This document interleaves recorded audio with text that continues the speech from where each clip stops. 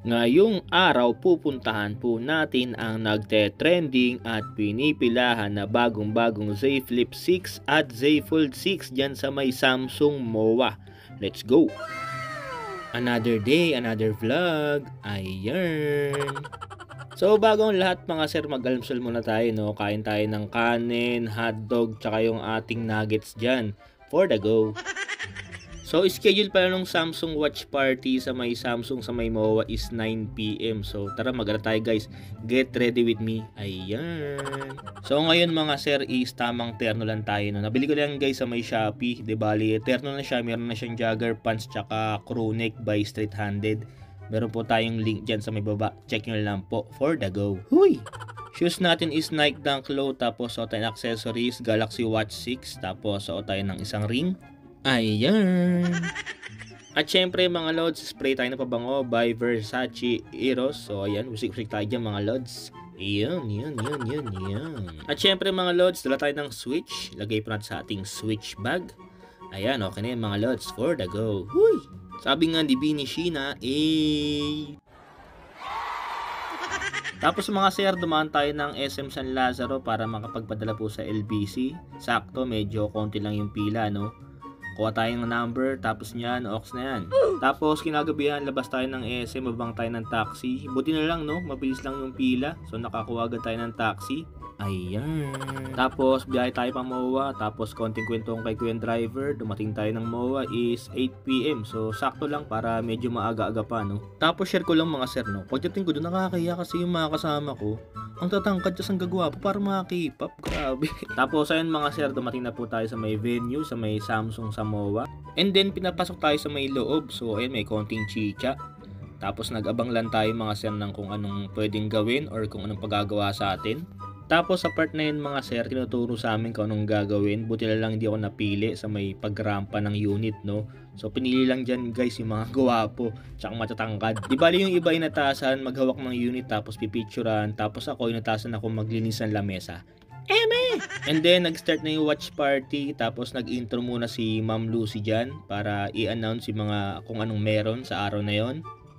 And then, nag-start na yung watch party. Nagatingan na yung mga ibang guests. So, ako, tamang video na ako dyan. So, ayan mga sir, nirampa na po yung bagong Z Flip 6 tsaka Z Fold 6. Talagang, ang gagwapo ng mga kasama ko, mga lods. No? Kita, ang tatangkad. Tapos, yung mga forma nila talaga pang K-pop. Tapos, napansin ko lahat sila hati yung buhok. Di tayo nasabihin maghati ng buhok, mga sir.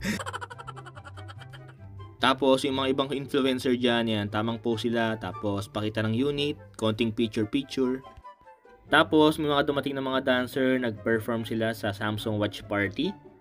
So, habang busy ang lahat sa pag-picture-picture, sa mga performance, sa pagrampa ng mga unit, so dito tayo.